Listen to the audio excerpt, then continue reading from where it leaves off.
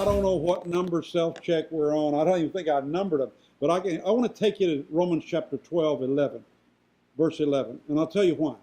Because right now, chances are that in many areas of your life, no matter who you are, you just lack zeal. You know, zeal is that, whoa, let's go. Let's get her. Most time it's just let's get it done. Let's make it happen. We got to go. But Romans 12 and 11 tells us, never be lacking in zeal, but keep your spiritual fervor serving the Lord. I wish I could tell you that I did this.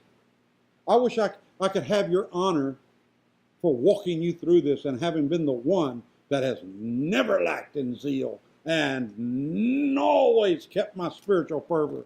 And I always just wanted to jump out there and serve the Lord. It doesn't work that way. That's why the apostle comes and says, watch it.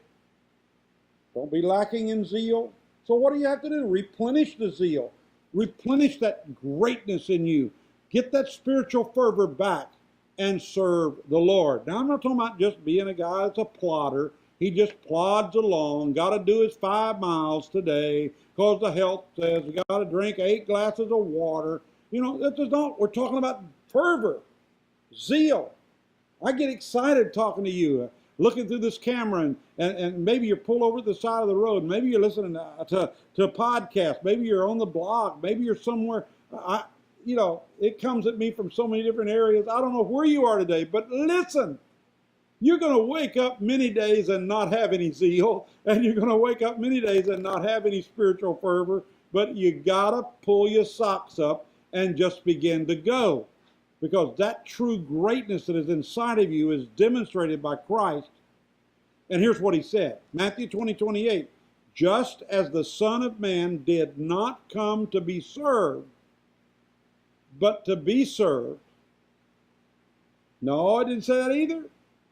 Man did not come to be served, but to serve, and to give his life as a ransom for many. This is where that zeal comes from.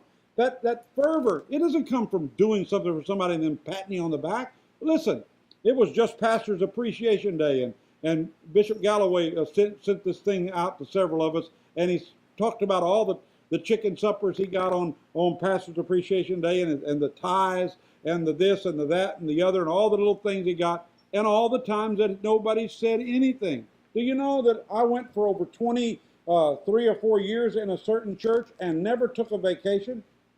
Whenever I left, I always went on ministry. I never, not one time, got one Pastor's Appreciation gift on Pastor's Appreciation or October, whatever the whole month was. It just didn't happen. You say, well, you didn't teach them to do that. That's probably right. But I didn't come to be served.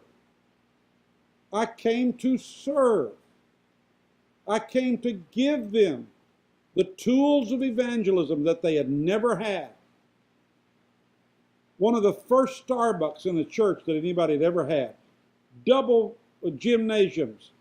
All kinds of places to work and worship for the Lord. Unbelievable things.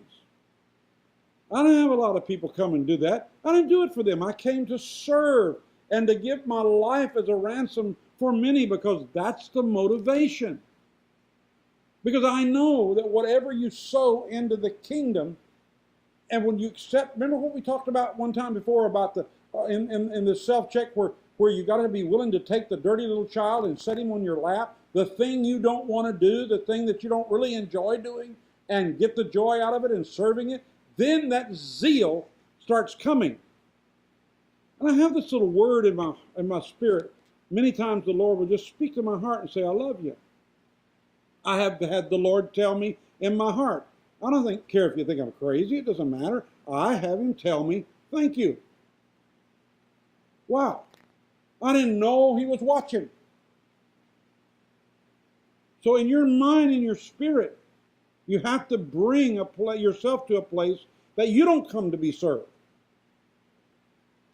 Most often when I travel to preach, they'll ask the question, what do you want in the room before you minister? And my daughter always tells them when she's booking them, she tells them, well, he's not one that doesn't want all the green M&Ms taken out, or he's not one that wants just this particular type of chocolate or this type of cold drink.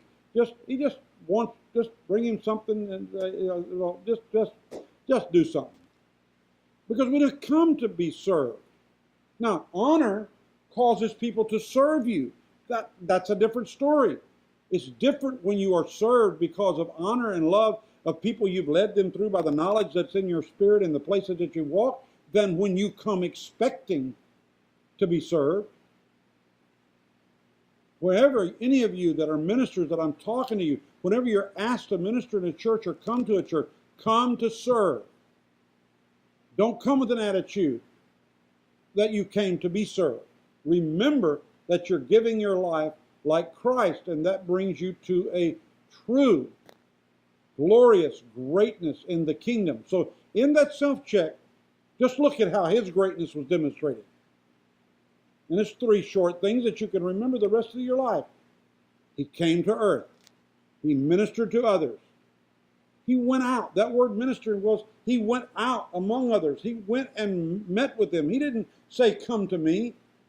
And then he ultimately gave his life to pay the price for salvation.